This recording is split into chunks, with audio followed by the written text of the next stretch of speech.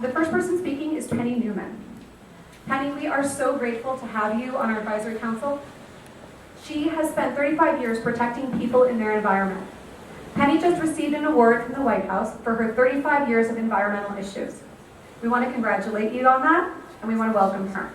She will help Malibu Unites navigate through the California regulations with a focus on health-based protection for our children, just like she does all over California. Thank you very much, Penny. I am so pleased to be here tonight. The Center for Community Action and Environmental Justice that I am the executive director for was started a number of years ago to be kind of a resource center for communities who find themselves being exposed to pollution of some sort, and to try and help groups build power in order to fight back and get different situations corrected. We started a long time ago, 35 years, 1978, if you can believe it, when we discovered that we had a hazardous waste site called the Stringfellow Acid Pits. The Stringfellow Acid Pits is California's top priority Superfund site. It was established in 1956 to accept all of the most dangerous chemicals that California industries produce. They would come to this area in the Box Canyon, these open pits, ponds, and lagoons, and dump the liquid waste into those holes. Just dug out holes and dumped it in. For a lot of years, we didn't have the slightest idea of what that site was. It was elevated in the Box Canyon above the community and kind of out of the way. We had a lot of smells that we encountered and heard blasting that was taking place, a few other things, but really didn't know what we were dealing with. One of the reasons why I'm excited to be a part of working with Malibu Unites is that there are so many similarities to the experience I had personally. Way back in '72, I was the PTA president at the local elementary school. It's a quarter mile from the Stringfellow Acid Pits, just down the road from it. And I was raising my two little boys. They just started first grade and kindergarten. I was going to be a mom. I was working as a teacher's aide. And I found myself as the PTA president. I got a phone call one night from a woman who said, look, you're the PTA president. You need to cancel your meeting and let me come and speak about the Stringfellow Acid Pits. And I said, well, we have other speakers. I can't do that, but we'll reschedule you for the next meeting, being reasonable, and I'll have the agencies come and we'll hear both sides. And she said, no, that's irresponsible. You need to do it now. I said, well, I can't do that. And then I got to thinking, after I hung up, I don't have the slightest idea what she's talking about. I don't know what this Stringfellow thing is. So I called the Regional Water Quality Control Board, and I called the school district. And I asked, do you know anything about this? And the water board told me, oh, don't worry about it. She's overreacting to a non-existent problem. That the site closed, we're not accepting waste anymore. You really don't have anything to worry about. And I thought, okay. She said, this is just an hysterical woman who just doesn't have anything better to do with her time. And I thought, okay. The school district said, hey, there's no problem. We've looked at everything. There's no problem. So I made a choice that day. I chose not to get involved in it. I chose to ignore Ruth. And I went about my everyday life with my kids. In 1978, we had heavy rains in Southern California, and the site began to fill up with water, activating all of these chemicals, and they started to overflow the dam. 34 million gallons of toxic chemicals were hovering above that school. In the state's wisdom, they decided that if they didn't relieve the pressure against that main dam, which was a dirt berm actually, that it would fall apart and we would be flooded with the entire group of toxic chemicals. It would just release into the community uncontrolled. And so they decided that they had to release 1 million gallons of chemicals into the community. And they pumped it out into a little dirt wash that ran alongside Pyrite Street, flooding the public road, inundating yards and homes, and flowing into the kindergarten playground at the school. The school district found out about it because the state did not tell anybody during this time period. I think the biggest fear was that we don't want to panic the public. The school district found out about it by accident. They ran into somebody at dinner and said, "Boy, what a mess you've got at Stringfellows. What are you talking about?" So the superintendent decided, okay, we're going to have to do something here. And he decided, okay, we can do two things. He called the staff into a secret meeting and he told them, okay, if you hear 2 bells, I want you to take the kids down to the buses to be taken out of the area. If you hear 3 bells, it will be too late, the dam will have broken. Put the kids on top of the desk and hope for the best. The staff was threatened with their jobs if they told the parents. The other option they could have done was to shut the school down during that crisis. But if they did that, they'd lose their ADA. And I think this goes to exactly what Jennifer was talking about with conflicting responsibilities that some agencies have. The school district was concerned about their budget and losing the money that they get when kids attend school. And so instead of doing that, they set up this evacuation plan. Luckily for us, our brave, courageous teachers weren't quiet. And they started letting us know what was happening. The press found out about it, and immediately we had guards put on the runoff to keep the kids out of it. Until that point, parents like me were sending our kids off to that school every day during that release, not knowing about toxic chemicals. It would never have entered my mind that the water running through that area was contaminated. They were splashing in the puddles like all little boys are going to do. They were making beards out of the foam. They were becoming toxic snowmen. When I found out about the decisions that were being made about my children without my input, I was furious.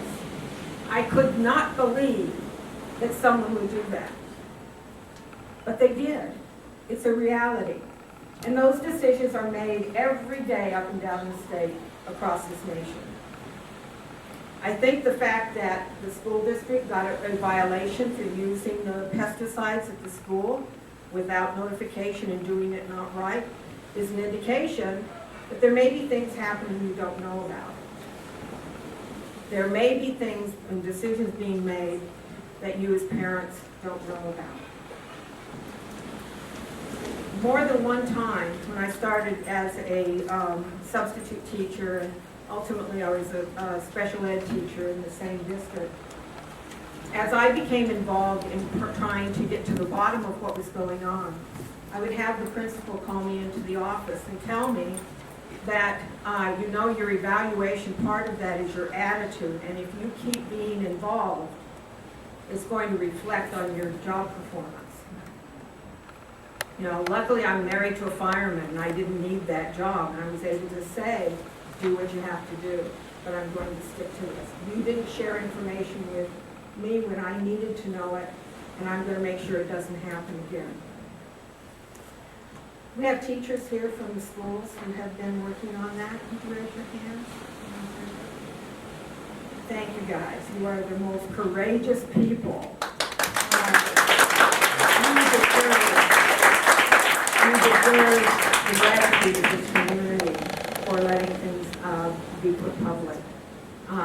It's amazing. I have the most respect for teachers. They not only teach our kids and inspire them to great things, but their ethics and their morals, what is right and wrong, is so strong. So thank you for doing what you've been doing. And I know this community supports you. So once we started trying to act on this, we got people together and we started trading stories. I knew my kids were sick. My son would come home from school talking about the tetherball poles standing on top of themselves. He had double vision. he would have these severe headaches where he would just be screaming because we couldn't do anything to stop him. His doctors had no idea what was going on. He developed vertigo, where I'd actually have to hold on to him to convince him he wasn't moving. My husband and I took turns at night sleeping because one of us had to listen to them struggle to breathe. Because we knew if we took him to the doctor too early, they'd send us home, and if we waited too long, it was life-threatening.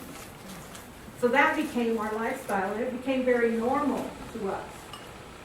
It wasn't until we got together with other families that we learned my two kids were not the only ones. I wasn't a bad mother.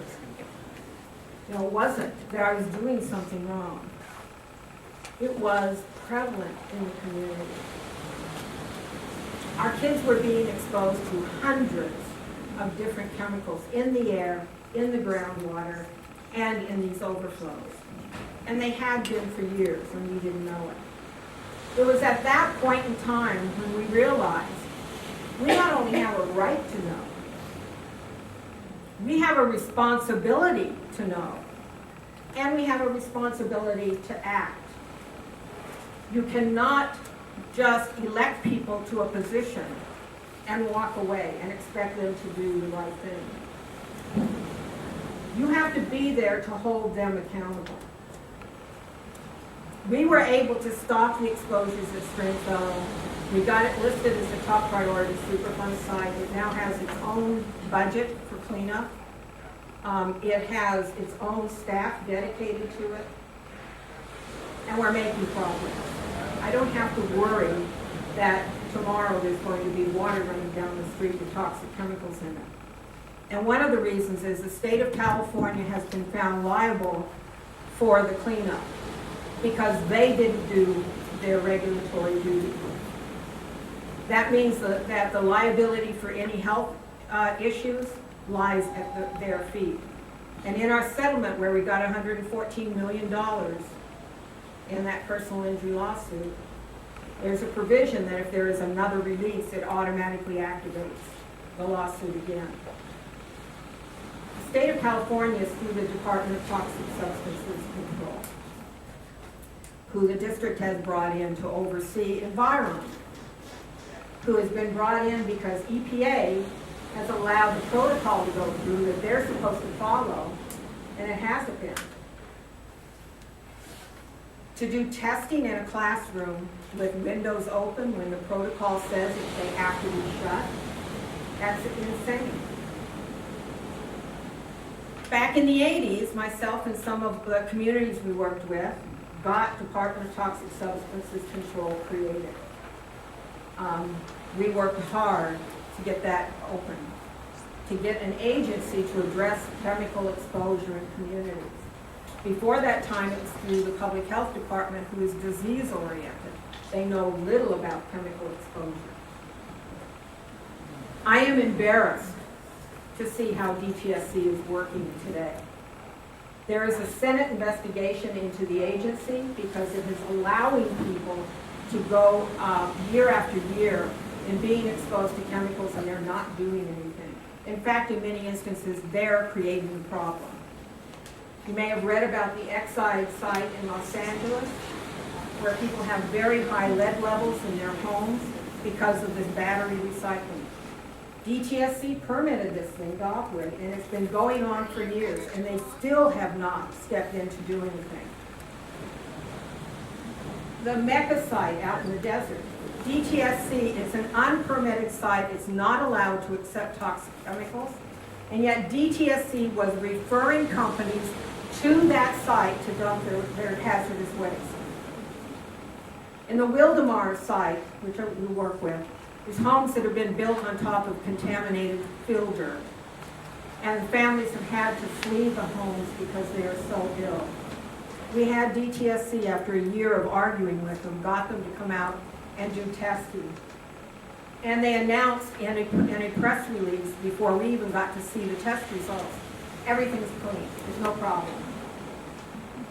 Well, we got the raw data and started going through it. There are hundreds of chemicals from benzene, naphthalene, and on, that are in, under, around those homes. Hundreds of them. We had a Senate hearing in which we testified against DTSC just in the last few months. Last week we released a report unveiling how DTSC lied about the test results, how they cherry-picked results. The raw data, there's very high levels. They picked the lowest level to report. They did this over and over again. Just about an hour or so ago, I got an email in which the director of the Department of Toxic Substance Control has resigned. Whoa. It's a big difference. Debbie Raphael has resigned her position. Louder? Sure. Thank you. I'm not usually too quiet, so. We have the ocean. Oh, that's true. Yeah, we never have to worry about that, so.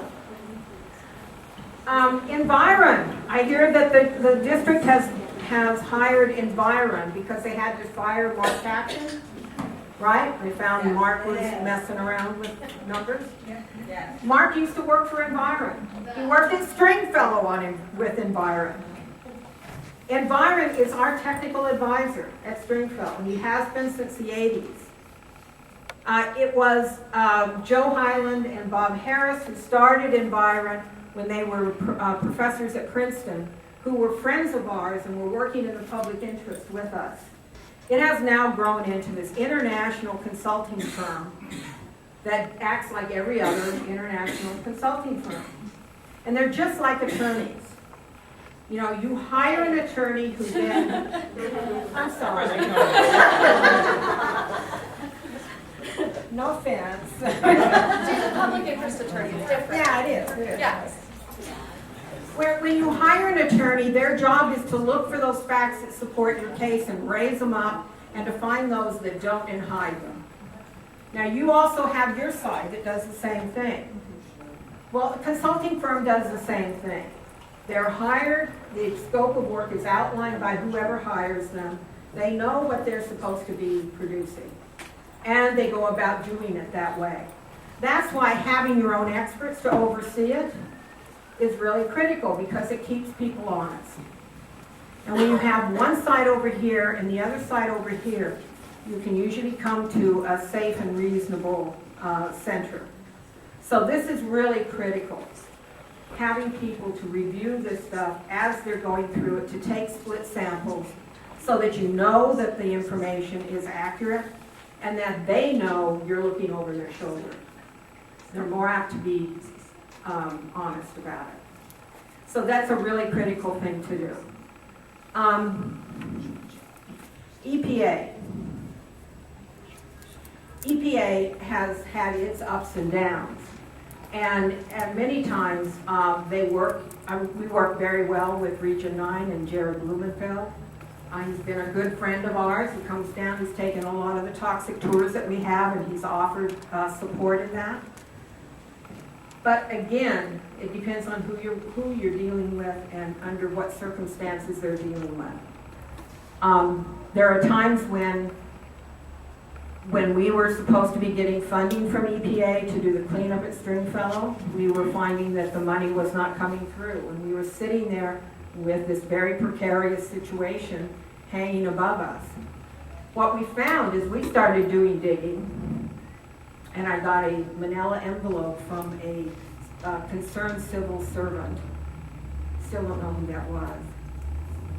It led to imprisonment of Rita Lavelle as the Superfund administrator for perjury before Congress.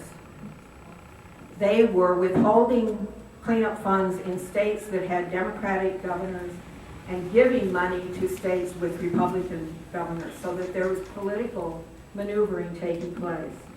And it was because of our community digging into the facts on things that we were able to uncover that.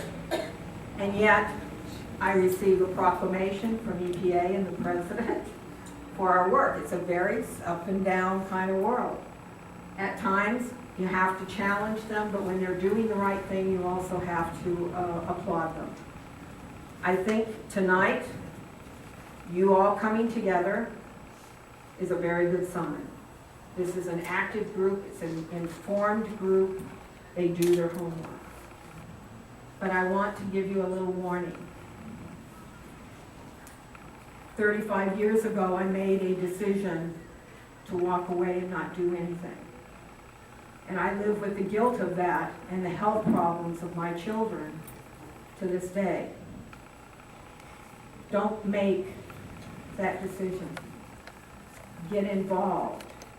Ask the questions. What this group is asking for is very reasonable. They want comprehensive testing around the schools, on the different campuses, to ensure that they are safe. They're not talking about closing down the school. They're not talking about tearing down classrooms.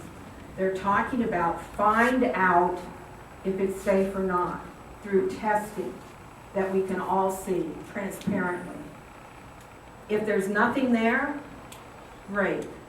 We can all move forward with a light heart. But if there is things, we can move to remediate it, to clean it up, to make sure our kids are safe. If you don't ask for that, if you don't join in on that demand, you're risking your kids. They don't have a say in this. They count on you to do that. You have that responsibility for those little people. I know my kids are always going to have their health problems. I know that my grandkids have some of those health problems. Chemicals don't just create headaches and bloody noses. They change the makeup of your body. They go into your cells and they change who you are. That's why no exposure to a carcinogen is acceptable, because it starts a domino effect and you don't know where that's going to go. And it's not like you're going to turn green when you're exposed to a chemical and you'll know that's what's doing it. You'll just have a lot of different symptoms showing up and illnesses, and many that your doctor's not even going to know how to handle. So from my experience, and I know adults don't learn well from other people's stories, but I beg you to take the responsible, reasonable action of an adult for your kids and step forward, join this effort, demand that the school district do this testing. That's not asking too much. Thanks, you guys.